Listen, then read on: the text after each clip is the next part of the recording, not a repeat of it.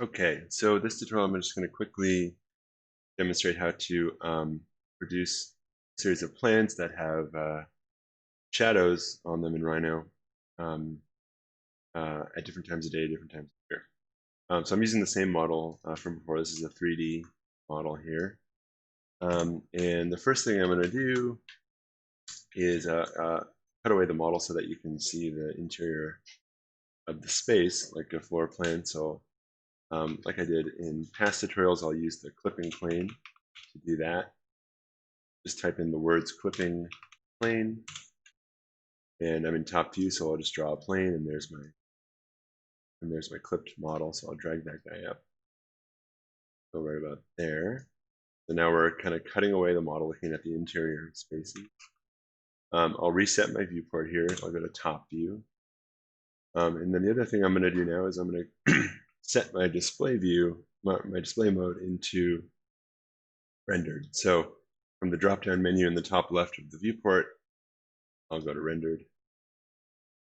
Okay, so I think that's pretty close to what the kind of default view will look like for most people. So we get these kind of soft, diffuse shadows, which are nice, but again, we're looking for more hard line shadows so we can see specific sun angles. So what I want to do next is turn on this, make sure the sun is turned on. I'll type in the command sun, and that should open up this panel here. It says sun option. First, we want to turn it on, and we want to make sure we're not on manual control. So make sure this is unchecked. And we'll scroll down below and we'll search for Tucson or whatever the location of your site is, nearest kind of majors. Nearest place within the list. You can also enter the latitude and longitude. Look those up down below. Okay, and then I scroll back up, and right here we can go January to July, right? So we can look at noon on the summer, here. Look at noon in the solstice, which is the 21st. In there. Okay, so now that's the view that we want to capture, right? In order to make it look like this, I think you guys might have to go through a couple more steps. So what you want to do next is you want to change the options for the rendered display mode. In order to do that, I like to use this panel called display, and I think you can just get it to it by typing in, yeah, display.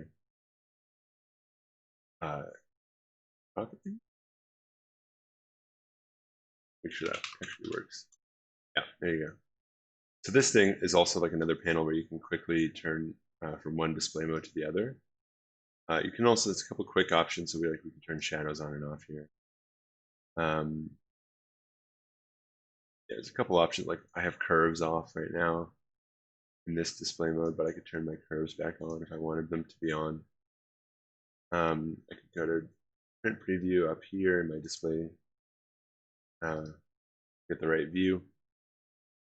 The other thing that you'll find, so oops, I didn't mean to turn that off. Before I get further into the display properties, is the ground plane is really important. So when I have an object in Rhino like this, so I haven't actually modeled like a surface on the ground plane. I just have this model, and I have a couple other models and some drawings in this file. But if I were to make an object in Rhino, I'll just make a box. As soon as I move that box down, you can see my ground plane automatically moves with it. So my ground plane, by default, is going to show up wherever at the lowest point of any object in my file, or any visible object. We can change the ground plane by just typing in ground plane, and that'll open up this view. Obviously, we need it turned on in order to produce shadows, unless you want to you want to just model the ground, like a surface for the ground. Do that too, and just position it wherever you want. If we have it turned on, but it's showing up in the wrong spot, like this is below where we want it to show up, we can change it from, so on automatic, that's when it'll automatically snap to like the lowest object. If we change it to like a specific height, then we can set it right to the bottom of the object. And so if your object if the bottom of your pavilion isn't at the 0 point, in the Z-axis. You can also just use this little arrow button to just snap to the lowest point of your pavilion. And that'll set the ground plane to that level. So you want to make sure you have that set up. I'll close this. Okay, so back in the display view, or the display manager here, at the bottom we have this big button that says Edit Rendered Settings. I'll click on that. This is also the same as when you type in options in the command line. This is all those same options. We're down here under View, Display Mode. You can see we have, we can change the options for any of our viewport display modes. We can also make new ones. That's what these are from my Rhino. So a couple things. If we scroll down right in the first menu, under lighting method, make sure you're on scene lighting. If you're on default lighting, for example, in Rhino, what that'll do is it'll move the sun relative to your perspective, like which way you're looking in that viewport. We don't want that. We want it to use the sun. In this case, that's the scene lighting. So set it to scene lighting. The other thing we want to do is if we go to shadows here, I believe by default it's actually this is unchecked. So that under rendered, under shadows, these are our shadow settings. But this checkbox at the very bottom is important because that will make our shadows appear as though our model isn't cut, like our model isn't clipped. Like right now it's showing shadows just from the part of the model we can see. If we turn that on, we can see the shadows from the part of the roof that's like flipped away. And that's what we want. We want to see like what the shadows look like in the interior of the space. The other thing you can do is you can mess around with these sliders. So the higher you move this very top slider is, you know, and this will depend on your graphics card, like your computer.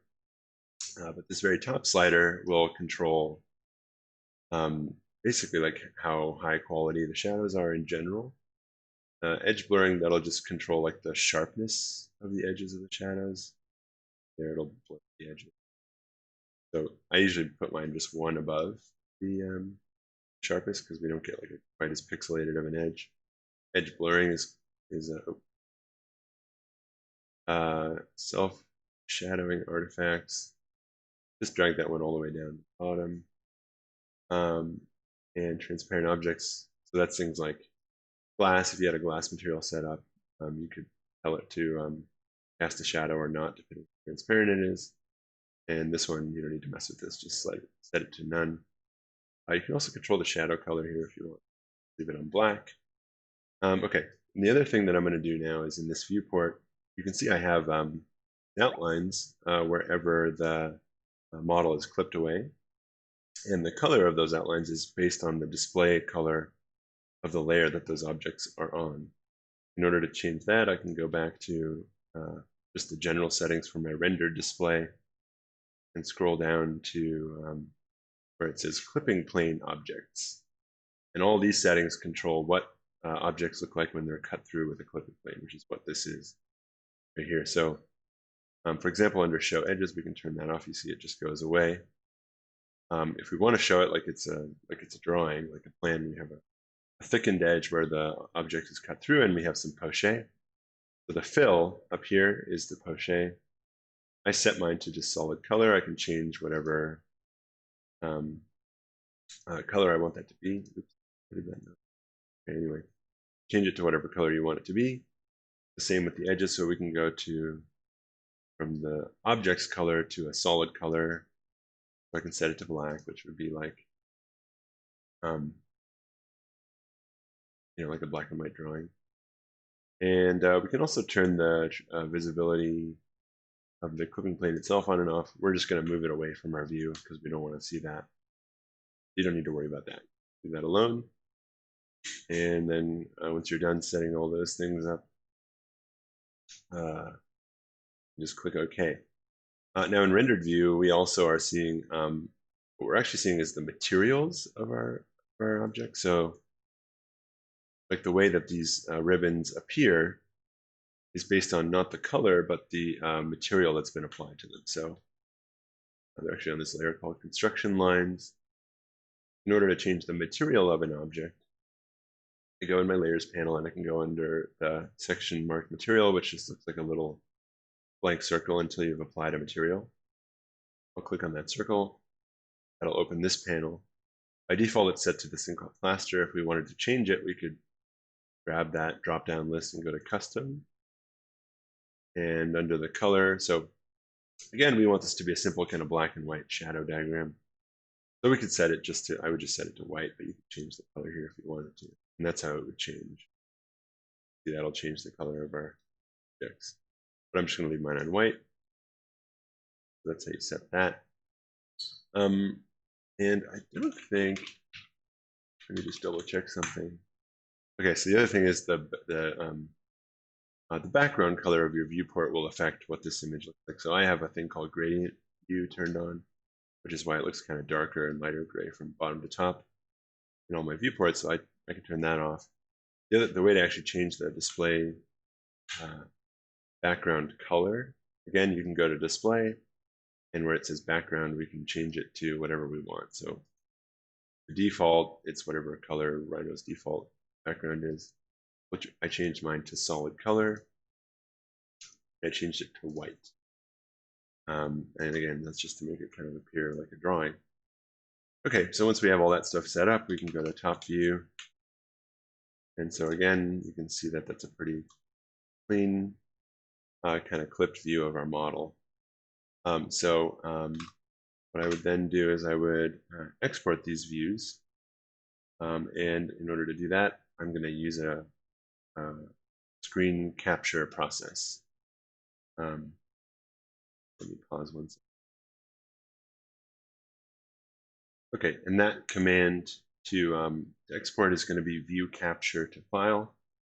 And what I want to do is type a dash in the command line before I enter that command. And that will actually give me more options for capturing my display when I go to do that. So I'll type dash view capture to file, not clipboard. Press enter. A couple things that I want to change here. So first of all, this is the resolution in pixels of my screen, my viewport.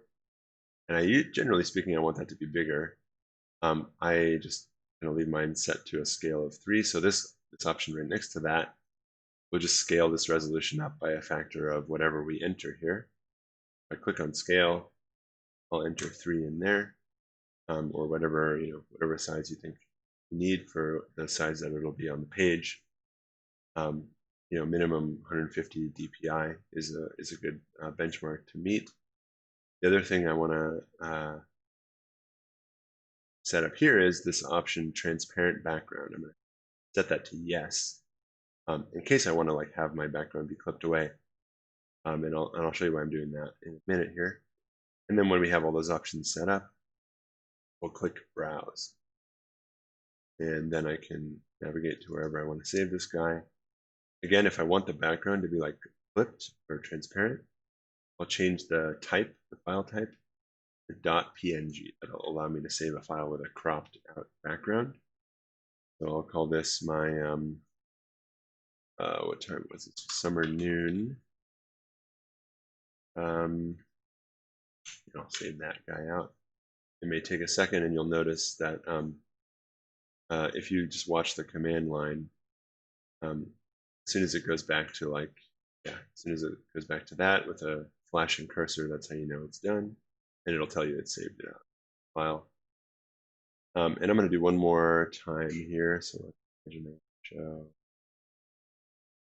or actually let's do winter angle around the same time. I'll do the same thing, dash view capture to file. So it should remember our settings, but do make sure you hit browse, because otherwise I think it'll overwrite your previous saved file image. Change the name to winter. Wait a few seconds, and then I'm going to open Photoshop here. So in order to open this, I'll just drag my file in. Okay, and so you see, because it's a PNG, we can see through the image. The first thing I'll do is I'll make a background by just making a new layer. I'll go to my paint bucket tool, There's also G on the keyboard. And I'll change my color swatch to white. And I'll paint that new layer. I'll place it at the bottom, but I get this image showing up on the top. And then I'm going to also drag in my winter. So you can see the benefit of this is that we can overlay multiple angles if we want to. And again, this can get a little bit messy, so I would be somewhat careful. Overlaying like a ton of solar angles, but I think if you wanted to show like this, for example, the difference between the same time at 2 times a year or a couple different times a day, I think that's something you could do. And then when you're done, of course, you just save as a PST, and you can also go to File, Save As, and save it as a JPEG, and that will save it'll save it like flattened. Everything's one layer. Okay. And let me just see. Let me go back to my display view here.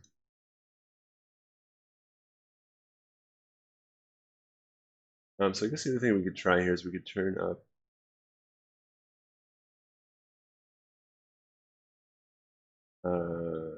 self-shadowing artifacts. See if that makes any difference in terms of the quality.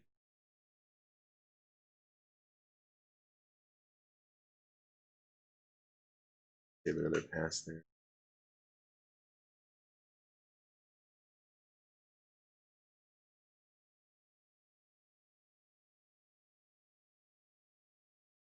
But the same. So yeah, the only other thing to watch out for is like, as you kind of stack, if there's other information here, like in these, for example, in the curves and the lines and stuff like that, you may want to do like a plan drawing, and then have the curves turned off in your display mode, so we're not like multiplying our line weights each time we add another layer to our diagram. And that should pretty much conclude this tutorial.